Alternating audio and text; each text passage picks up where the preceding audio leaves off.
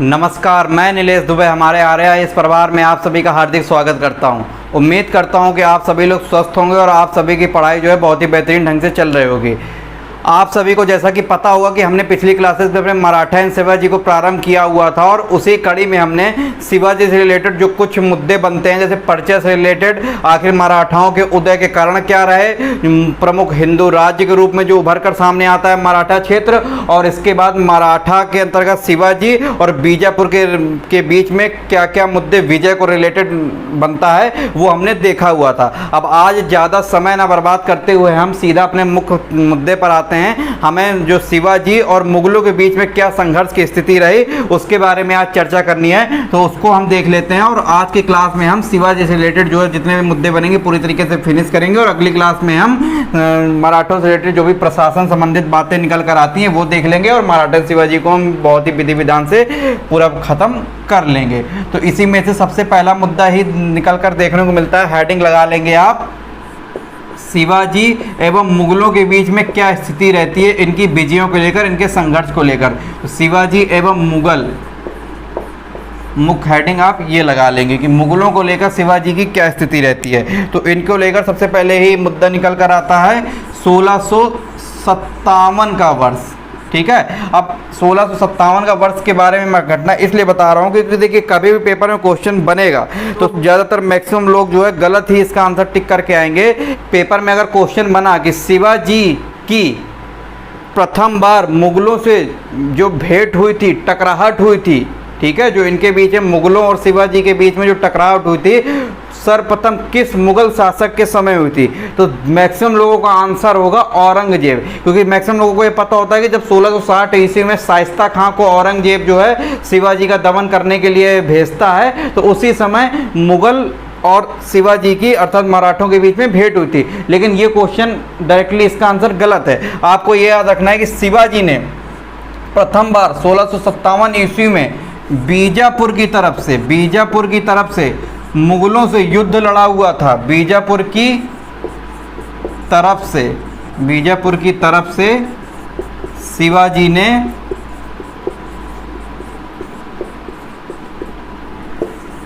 मुगलों से युद्ध लड़ा हुआ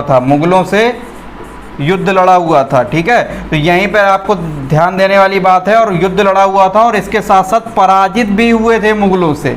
ठीक है, मुगलों से पराजित भी हो गए थे। तो आप यहीं से देखेंगे कि जो शिवाजी की जो प्रथम जो भेंट है, जो इनके बीच मुठभेड़ हुई थी मुगलों के साथ, वो कब हुई थी? 1657 ईस्वी में हुई थी। अर्थात मराठों की जो मुगलों से प्रथम मुठभेड़ हुई थी वो 1657 ईस्वी में हुई थी। अब आपको डायरेक्टली यहीं से पता होना चाहिए कि 1657 में जब इनकी मुठभेड़ हुई थी तो उस समय मुगलों की तरफ से शासक कौन था? तो मैंने आपको बताया 1628 से लेकर 1658 तक का वर्ष जो आता है उस समय मुगल शासक जो था शाहजहां था। तो पेपर में डायरेक्टली क्वेश्चन कभी भी बनेगा और लोगों के लिए मुश्किल हो जाएगा कि मराठों की मुगलों से सर्वप्रथम जब मुठभेड़ हुई थी उस समय मुगल शासक कौन था? तो उस समय मुगल शासक सीधे तौर पर शाहजहां था। ये क्वेश्चन आप याद रखिएगा। इसके बाद अगला ही मुद्दा निकल के आता है 1660 का वर्ष। 1660 के वर्ष में क्या होता है? 1660 के वर्ष में औरंगजेब शासक बन जाता है। ठीक है, 1658 में औरंगजेब शासक बन चुका था, 1707 ईस्वी तक औरंगजेब का समय जाता है, ऑलरेडी मैंने बताया हुआ है। तो जब 1660 ईस्वी का वर्ष आता है तो 1660 ईस्वी में औरंगजेब जो है शाइस्ता खां को शिवाजी का दमन करने के लिए भेजता है। ठीक है, दक्षिण के क्षेत्रों में शाइस्ता खां को शिवाजी का दमन करने के लिए भेजता है। ऑलरेडी मैंने औरंगजेब के समय आपको बात बताई हुई थी। तो शाइस्ता खां दल बल के साथ जाते हैं दक्षिण के क्षेत्रों में और शिवाजी के किन क्षेत्रों में जाकर कब्जा कर लेते हैं? तो ये शिवाजी का पैतृक निवास में जाकर ये कब्जा कर लेता है शाइस्ता खां। अर्थात लाल महल, जो पूना का जो लाल महल होता है उसमें जाकर ये जो है लाल महल पर शाइस्ता खां जाकर अपना कब्जा कर लेते हैं। जब कब्जा कर लेते हैं तो उस समय जो है शिवाजी के अनुकूल परिस्थितियां नहीं होती हैं, तो शिवाजी जो है वेट करते हैं, कुछ दिन वेट करते हैं। ठीक है, मौके की तलाश ढूंढते हैं। इसके बाद अगला ही वर्ष निकल कर आ जाता है 1663 ईस्वी का वर्ष।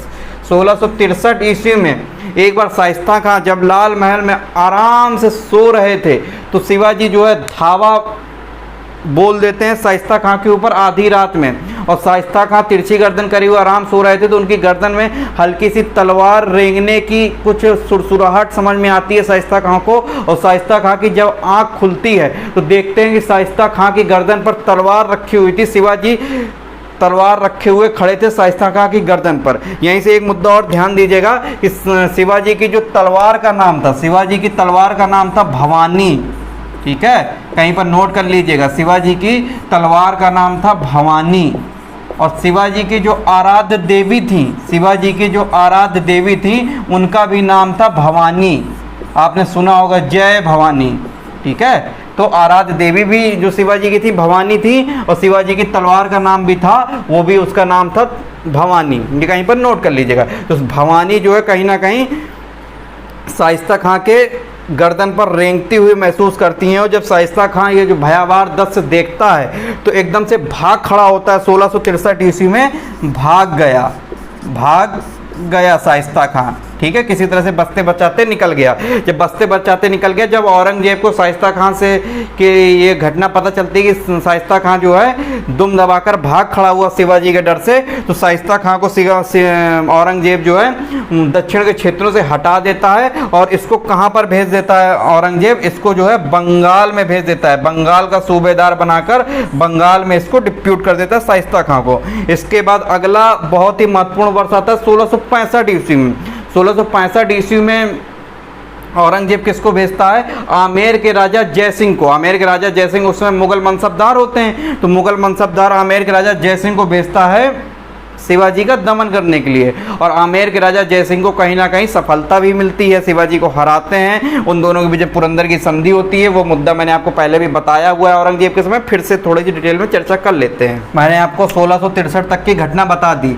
1665 ईस्वी की घटना में बता रहा था कि औरंगजेब जो है आमेर के राजा जयसिंह को शिवाजी का दमन करने के लिए भेजते हैं। लेकिन 1665 में आने से पहले 1664 में एक प्रमुख घटना हो जाती है, ध्यान दे लीजिएगा वरना ये मुद्दा छूट जाएगा। 1664 में सर्वप्रथम शिवाजी ने सूरत की लूट की हुई थी। सूरत की लूट, तो यहीं पे आप ध्यान दीजिएगा, शिवाजी ने सर्वप्रथम सूरत की लूट जो है किस वर्ष की हुई थी? 1664 ईस्वी में। और इसका प्रत्यक्षदर्शी कौन होता है? आंखों देखा इसका जो हाल जो है, प्रत्यक्षदर्शी जो है, आंखों देखा हाल जो है, इसका कौन बताता है कि शिवाजी ने जो है 1664 ईस्वी में सूरत की प्रथम लूट की हुई थी। सूरत की प्रथम लूट की हुई थी। आगे चल के शिवाजी जो है हमारे 1670 ईस्वी में सूरत की दोबारा से दूसरी लूट करेंगे। ठीक है, तो वो उस समय जब मुद्दा आएगा तब बताऊंगा। अभी 1664 ईस्वी में आप ध्यान दीजिएगा कि शिवाजी ने सूरत की प्रथम लूट करी हुई थी। और उसका जो प्रत्यक्षदर्शी कौन बनता है, जिसने आंखों देखा वर्णन किया हुआ था इस घटना का,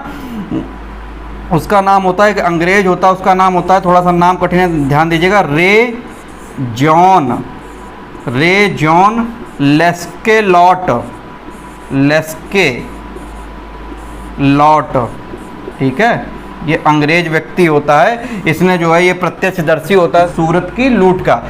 अब इसके बाद बहुत ही महत्वपूर्ण वर्ष आ जाता है 1665 ईस्वी में। 1665 ईस्वी में औरंगजेब जो है आमेर के राजा जयसिंह को भेजता है, किसका दमन करने के लिए? शिवाजी का दमन करने के लिए। ये कहाँ के राजा होते हैं? आमेर के राजा होते हैं, और साथ ही इसके साथ साथ मुगल मनसबदार भी होते हैं। ठीक है, किस लिए भेजता है? शिवाजी का दमन करने के लिए। शिवाजी का दमन करने के लिए। और कहीं ना कहीं आमेर के राजा जयसिंह को इस बार सफलता भी मिल जाती है, सफलता भी मिलती है। शाइस्ता खां तो दुम दबाकर भाग गया था, लेकिन आमेर के राजा जयसिंह को सफलता भी मिलती है। और उसी सफलता के बाद शिवाजी को मजबूरी में आमेर के राजा जयसिंह के साथ एक संधि करनी पड़ती है, बहुत ही मुख्य संधि, ध्यान दीजिएगा, पुरंदर की संधि। पुरंदर का किला शिवाजी ने जीता हुआ था ना, मैंने बताया था। पुरंदर कहाँ पर? महाराष्ट्र में ही पड़ता है, महाराष्ट्र का ही क्षेत्र। तो पुरंदर की संधि करनी पड़ती है शिवाजी को आमेर के राजा जयसिंह के साथ। कब हुई थी लगभग ये? तो डेट तो याद, वही लगभग जून का समय होता है, महीना होता है जून का। ठीक है, तो जून 1665 की बात होती है। पुरंदर की संधि होती है शिवाजी और आमेर के राजा जयसिंह के बीच में। और इस संधि के तहत शिवाजी को अपने जितनी भी संपत्ति थी, जितने भी जीते हुए क्षेत्र थे अर्थात किले थे, उसका 2/3 हिस्सा 2/3 भाग मुगलों को देना पड़ जाता है। और इसी 2/3 भाग के अंतर्गत शिवाजी को अपने 35 किलो में, उस समय शिवाजी के पास घोषित किलो में अगर देखा जाए तो घोषित किलो में कुल जो शिवाजी के पास उसमें 35 किले होते हैं, 35 किले। ठीक है, 35 किले में शिवाजी को कितने किले मुगलों को देने पड़ जाते हैं इस संधि के तहत? 23 किले देने पड़ जाते हैं। ठीक है, 23 किले देने पड़ जाते हैं। और 23 किले देने के बाद शिवाजी की बिल्कुल कमर ही टूट जाती है, देने पड़ जाते हैं। तो 23 किले जब शिवाजी दे देते हैं मुगलों को, तो शिवाजी के पास कुल कितने किले शेष रह जाते हैं? केवल 12 किले ही शेष रह जाते हैं। ठीक है, केवल 12 किले ही शेष रह जाते हैं। जब जय सिंह शिवाजी को हरा देता है तो जय सिंह जो है शिवाजी को आदेश देता है, 1665 ईस्वी में इनको हरा देता है। तो 1665 ईस्वी के बाद जय सिंह जो है शिवाजी को बोलता है आप जो है औरंगजेब के पास जाइए, आपको औरंगजेब ने बुलाया। और उस समय औरंगजेब जो है आगरा में होता है। तो शिवाजी को जाना भी पड़ता है 1666 ईस्वी में आगरा, औरंगजेब के समक्ष पेश होना पड़ता है। तो शिवाजी जो है किसके साथ आगरा के किले में जाते हैं? अपने पुत्र संभाजी के साथ शिवाजी आगरा के किले में औरंगजेब के सामने समक्ष प्रस्तुत होते हैं 1666 ईस्वी में। तो उसके बारे में थोड़ा देख लेते हैं। तो 1666 ईस्वी के वर्ष में शिवाजी जो है संभाजी के साथ कहाँ पर जाते हैं? आगरा के किले में जाते हैं। तो शिवाजी प्लस संभाजी दोनों मिलकर जो है हमारे आगरा के किले में जाते हैं और औरंगजेब के समक्ष प्रस्तुत होते हैं। क्योंकि कहीं ना कहीं शिवाजी जो है पुरंदर के युद्ध में जो है आमेर के राजा जयसिंह से हार गए थे। एक मुद्दा वहाँ पर बताना रह गया था, वो सुन लीजिए कि जो आमेर के राजा जयसिंह और शिवाजी के मध्य पुरंदर की संधि हुई थी, इन दोनों के मध्य आपस में युद्ध हुआ था और संधि में जो जो समझौते हुए थे, इसका वर्णन, आंखों देखा वर्णन कौन सा एक विदेशी व्यक्ति करता है? तो उस व्यक्ति का नाम होता है मनुकी। इटली का व्यक्ति होता है। किताबों में कहीं कहीं पर मनुकी लिखा मिलेगा या फिर मनुची लिखा मिलेगा। इटली का व्यक्ति होता है जो कि दारा सिकों के शासनकाल के दौरान देखने को मिलता है, जो कि दारा सिकों के तोपची के रूप में उभर कर सामने आता है और लगभग भारत में 50 वर्ष रहा था। और इसकी मृत्यु जो है वह कहाँ हुई थी? मद्रास में हुई थी। और इसने एक पुस्तक लिखी हुई थी स्टोरियो डोगार। स्टोरियो डोगार किसकी पुस्तक थी? तो इटली का जो व्यक्ति होता है मनुकी, उसकी पुस्तक होती है। तो अपनी पुस्तक स्टोरियो डोगार में पुरंदर की जो संधि आमेर के राजा जयसिंह और शिवाजी के बीच में हुई थी, उसका वो आंखों देखा उसमें वर्णन करता है। तो पेपर में क्वेश्चन बना होगा, जैसे उत्तराधिकार के संघर्ष का वर्णन एक डॉक्टर फ्रांसिस बर्नियर किया होता है, उसी प्रकार मनकी ने पुरंदर की संधि का वर्णन अपनी पुस्तक स्टोरियो डोगार में किया था। इस बात को कहीं पर नोट कर लीजिएगा। ठीक है, तो अब ये मुद्दे पे आते हैं हम लोग। 1666 में शिवाजी और संभाजी जो आगरा के किले में जाते हैं, औरंगजेब के सामने प्रस्तुत होते हैं। जब औरंगजेब के सामने प्रस्तुत होते हैं तो औरंगजेब जो क्या करता है, दिमाग लगा देता है। शिवाजी को बेइज्जत करने के लिए औरंगजेब जो है क्या करता है, इनके पुत्र संभाजी को 5000 का मनसब देता है। 5000 का मनसब देता है औरंगजेब। साथ ही शिवाजी को भी 5000 का मनसब देता है। 5000 का मनसब देता है। तो जब ये दोनों को बराबर मनसब देता है, बाप बेटे को, चाहे शिवाजी को चाहे संभाजी को, जो इनके पुत्र होते हैं, दोनों को बराबर ही मनसब दे देते हैं 5000 का। तो शिवाजी इस बात को लेकर भड़क जाते हैं कि पिता की और बेटे की तुलना जो है बिल्कुल बराबर औरंगजेब ने कर दी। जबकि शिवाजी मन में सोचते हैं मैं तो मराठा राजा हूँ, मुझे कहीं ना कहीं मनसब जो है ज़्यादा देना चाहिए था। लेकिन औरंगजेब का तो मुख्य उद्देश्य था कहीं ना कहीं शिवाजी को बेइज्जत करने का। ठीक है, तो उसी वजह से क्योंकि औरंगजेब जानते थे शिवाजी मुँह फट हैं और शिवाजी से कहीं ना कहीं चिढ़ते हैं, तो जब औरंगजेब जो है दोनों को बराबर मनसब दे देता है तो शिवाजी जो है भड़क उठते हैं और मुंह फट कुछ बातें बोलते हैं औरंगजेब को। तो औरंगजेब जो है गुस्सा आ जाता है और आदेश देता है कि शिवाजी को कैद कर लो, गिरफ्तार कर लो। और शिवाजी को कैद कर लिया जाता है और आगरा के ही जयपुर भवन में, आगरा के ही जयपुर भवन में इनको कैद में डाल दिया जाता है। शिवाजी को जयपुर भवन में कैद में डाल दिया जाता है। तो कितने समय तक ये कैद में रहे? लगभग 4 महीनों तक, लगभग 4 महीने तक ये शिवाजी जो है आगरा के जयपुर भवन की कैद में रहते हैं और किसी तरह बचते बचाते टोकरियों में छिप के आगरा के जयपुर भवन से भागने में सफल हो जाते हैं और ये भाग खड़े होते हैं, शिवाजी भाग जाते हैं मुगलों की कैद से।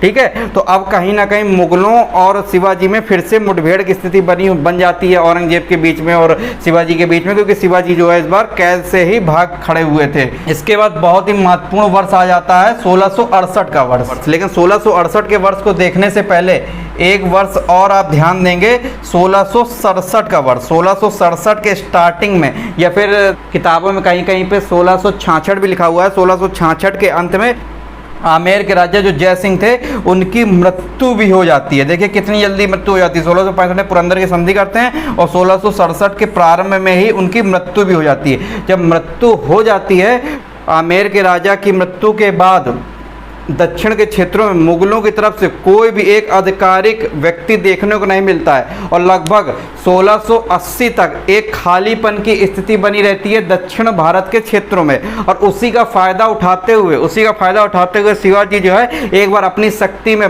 फिर से वृद्धि करना आरंभ करते हैं। मुगल कैद से तो भाग ही चुके थे, वृद्धि में आरंभ करना, शक्ति में वृद्धि करना आरंभ करते हैं और 1670 का वर्ष आते आते शिवाजी ने अपनी लगभग शक्ति पूरी तरीके से वापस कर ली थी। सारे किलों को वापस पूरी तरीके से जीत लिया था। केवल एक सिवनेर के किले को नहीं जीत पाए थे। सिवनेर के किले को छोड़कर लगभग मुगलों से सभी किले उन्होंने वापस पा लिए थे और कुछ अन्य क्षेत्र भी पा लिए थे। तो उनके बारे में थोड़ी सी चर्चा कर लेते हैं।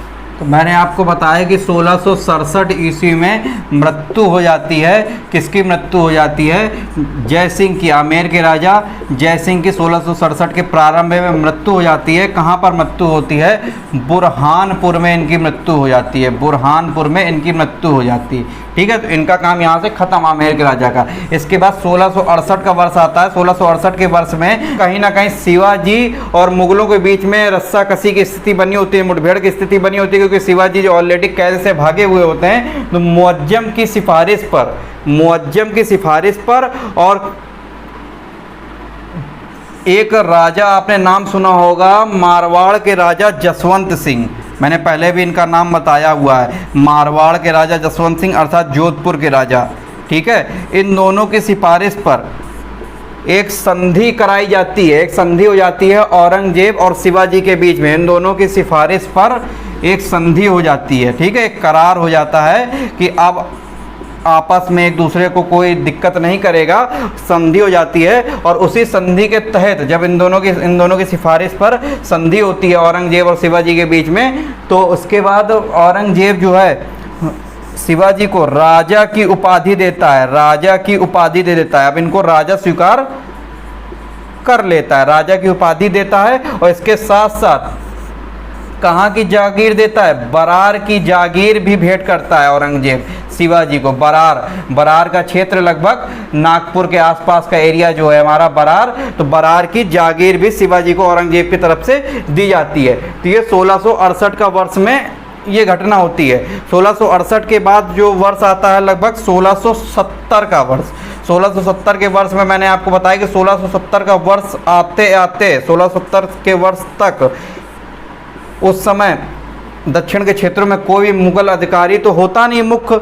ठीक है, जब मुख्य अधिकारी नहीं देखने को मिलता, और आमेर के राजा जय सिंह की तो पहले ही मृत्यु हो चुकी थी, जो कि बहुत ही योग्य व्यक्ति था, तो उसका फायदा उठाते हुए लगातार शिवाजी जो है अपनी शक्ति में एक बार फिर से वृद्धि आरंभ करते हैं और किलों को जीतना प्रारंभ करते हैं। और 1670 ईस्वी तक आते आते शिवाजी ने अगर केवल सिवनेर के किले को छोड़ दिया जाए, सिवनेर, ठीक है, जो कि शिवाजी का जहाँ पर जन्म हुआ था, सिवनेर को छोड़कर लगभग सभी किले, सिवनेर को छोड़कर सभी किले वापस पा लिए थे, सभी किले वापस जीत लिए थे। शिवाजी ने वापस जीत लिए थे 1670 ईस्वी तक आते आते। इसके साथ साथ एक बहुत ही महत्वपूर्ण किला, कोंडाना का किला भी 1670 ईस्वी तक आते आते जीत लिया गया था, कोंडाना का किला। और किसने जीता था शिवाजी की तरफ से कोंडाना का किला? तो एक व्यक्ति का नाम आपने सुना होगा, जो पिक्चर भी आई थी, मूवी भी आई थी, तानाजी मालसुरे। ठीक है, इनके बारे में किताबों में लिखा है कि इन्होंने कोंडाना का किला जो है मुगलों से वापस छीन लिया था और लगभग 1200 राजपूतों की हत्या की हुई थी तानाजी मालसुरे ने। तो तानाजी और लेकिन इसी युद्ध के दौरान, किले को जीतने के दौरान तानाजी मालसुरे की मृत्यु भी हो गई थी। तो इसी दौरान शिवाजी ने एक बात बोली हुई थी मराठी में, वो कुछ लाइन थी, मैं हिंदी में आपको बता देता हूँ वो लाइन क्या थी, कि हमारा किला तो वापस आ गया लेकिन हमारा शेर जो है हमसे दूर हो गया, सिंह जो है हमसे दूर हो गया। तो इसी बात को ध्यान में रखकर कोंडाना का आगे चल के नाम बदलकर शिवाजी क्या रख देते हैं, सिंहगढ़। सिंहगढ़, सिंह की उपाधि शिवाजी ने किसको दी हुई थी, तानाजी को दी हुई थी। तो कोंडाना का नाम बदलकर शिवाजी जो है सिंहगढ़ रख देते हैं। ठीक है, तो तानाजी मालसुरे पिक्चर में ये घटना दिखाई गई है। तो 1670 ईस्वी तक आप ये याद रखेंगे शिवाजी ने लगभग सारे किले वापस पा लिए थे, केवल लगभग शिवनेर के किले को छोड़कर। ठीक, और 1670 में ही एक घटना मैंने आपको और बताई थी कि 1670 में ही शिवाजी सूरत पर दूसरी बार लूट करते हैं। सूरत पर दूसरी बार लूट करते हैं। सूरत पर प्रथम लूट 1664 में की थी, मैंने बताया था। सूरत पर दूसरी लूट करते हैं 1670 ईस्वी में शिवाजी। ठीक है, 1670 ईस्वी में। इसके बाद 1670 ईस्वी के बाद अगला बहुत ही महत्वपूर्ण वर्ष आता है 1672 ईस्वी का वर्ष, देख लेते हैं। मैंने आपको बताया कि 1670 ईस्वी में शिवाजी जो क्या करते हैं, सूरत की दूसरी लूट करते हैं। ठीक है, सूरत की दूसरी लूट करते हैं। इसी लूट के बाद एक युद्ध होता है वाणी डिंडोरी का युद्ध। वाणी डिंडोरी का युद्ध। ठीक है, वाणी डिंडोरी के युद्ध में शिवाजी जो है मुगलों को हराते हैं। तो वाणी डिंडोरी का युद्ध किनके किनके बीच में हुआ था, शिवाजी और मुगलों के बीच में हुआ था और शिवाजी ने मुगलों को हराया हुआ था। इसके बाद अगला बहुत ही महत्वपूर्ण वर्ष आता है 1672 का युद्ध। 1672 में सलहेर मुल्हेर का युद्ध होता है। सलहेर मुल्हेर का युद्ध होता है। ये भी युद्ध जो है शिवाजी और मुगलों के बीच में हुआ था और इस युद्ध में भी शिवाजी ने मुगलों को हराया हुआ था। ठीक है, और मैंने आपको पहले ही बताया हुआ कि 16 क्रम से जब बात ही कर रहे हैं तो एक बार और यहाँ पर देख लेंगे कि 1673 ईस्वी में शिवाजी ने बीजापुर को हराया हुआ था। ठीक है, बीजापुर को, पहले मैंने जब बीजापुर अभी बताया पिछले वीडियो में तो आपको बताया बीजापुर को हराया हुआ था। किस युद्ध में हराया हुआ था, तो उम्रब्राणी के युद्ध में हराया हुआ था, या फिर कहीं कहीं पर किताबों में उम्राणी भी लिखा हुआ मिलेगा। तो उम्राणी के युद्ध में बीजापुर को 1673 ईस्वी में हराया हुआ था। तो ये 1673 ईस्वी की बातें हो गई। अब 1674 ईस्वी का बहुत ही महत्वपूर्ण वर्ष आता है क्योंकि इस वर्ष में शिवाजी ने सर्वप्रथम अपना राज्याभिषेक किया हुआ था। ठीक है, रायगढ़ किले में, और छत्रपति की उपाधि भी धारण की हुई थी। 1674 का वर्ष जो है देखिए बहुत ही ज़्यादा इम्पोर्टेंट है क्योंकि इसी वर्ष शिवाजी ने क्या किया हुआ था, 1674 ईस्वी में 1674 ईस्वी में शिवाजी ने सर्वप्रथम अपना राज्याभिषेक कराया हुआ था। लगातार जीतते चले जा रहे थे। 1670 में आपको मैंने बताया वाणी डिंडोरी के युद्ध में मुगलों को हराया। 1672 में सलहेर मुल्हेर के युद्ध में अगेन मुगलों को हराया। 1673 में बीजापुर को हराया उम्रबाणी या फिर उम्राणी के युद्ध में। और इसके बाद 1674 में इसी अवसर पर शिवाजी सर्वप्रथम अपना राज्याभिषेक कराते हैं। तो पेपर में पहले क्वेश्चन बना हुआ है कि शिवाजी ने, देखिए शिवाजी कितने समय से मुगल मराठों के राजा बने गए थे लेकिन राज्याभिषेक कब आकर करा रहे हैं। तो पेपर में क्वेश्चन बना हुआ है कि शिवाजी ने सर्वप्रथम अपना राज्याभिषेक कब कराया हुआ था, 1674 ईस्वी में कराया हुआ था। कहाँ कर पर कराया हुआ था, तो अपनी राजधानी कौन सी, रायगढ़। रायगढ़ इनकी राजधानी थी ना, जो रायरी का नाम लेकर रायगढ़ किया हुआ था। तो रायगढ़ में इन्होंने सर्वप्रथम अपना राज्याभिषेक कराया हुआ था। और किस पंडित के द्वारा इन्होंने अपना राज्याभिषेक कराया हुआ था, तो पंडित का नाम है, बनारस का पंडित था, बनारस का पंडित गंगाधर भट्ट। तो शिवाजी का राज्याभिषेक जो है किस एक पंडित ने कराया हुआ था, तो बनारस के पंडित गंगाधर भट्ट ने करवाया हुआ था। ठीक है, अब लेकिन देखने वाली बात यह कि जब 1674 में इन्होंने अपना राज्याभिषेक सर्वप्रथम कराया तो उस राज्याभिषेक के 12वें दिन बाद ही एक अशुभ घटना हो गई। इनकी जो माताजी थी जीजाबाई की मृत्यु हो गई। एक अशुभ घटना हो गई, मृत्यु हो गई। जब मृत्यु हो गई तो ये लगभग वही जून की बात होती है, जून 1674 की बात, जब ये घटना हो गई, अशुभ घटना हो गई। तो इसके बाद अगेन सितंबर 1674 में, सितंबर का महीना आ जाता है, अगेन सितंबर 1674 ईस्वी में शिवाजी ने अपना राज्याभिषेक दोबारा से राज्याभिषेक कराया हुआ था। ठीक है, दोबारा राज्याभिषेक कराया हुआ था।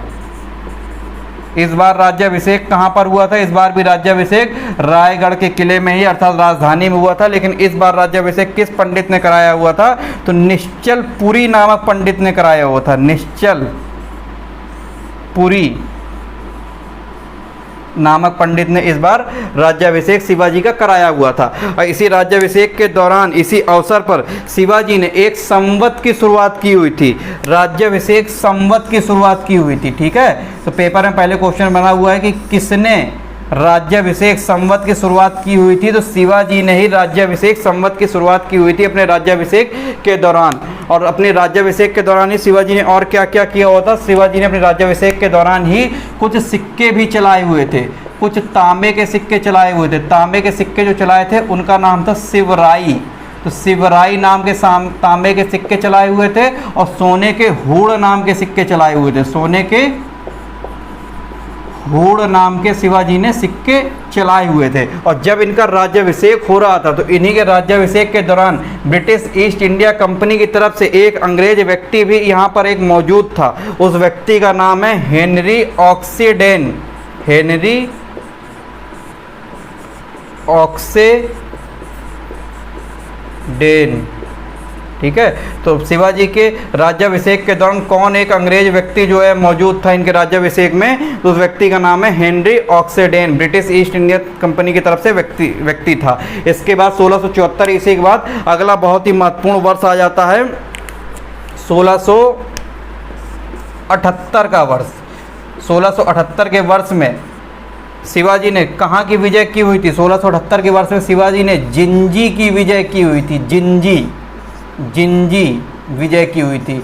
तो ये विजय इसलिए इंपॉर्टेंट है क्योंकि 1680 का जब वर्ष आता है तो शिवाजी की मृत्यु हो जाती है। तो पेपर में पहले क्वेश्चन बना हुआ है कि शिवाजी ने अपनी मृत्यु से पहले किस क्षेत्र की विजय की हुई थी? तो शिवाजी ने अपनी मृत्यु से पहले जिंजी की विजय की हुई थी। ये थोड़ा सा ध्यान दीजिएगा।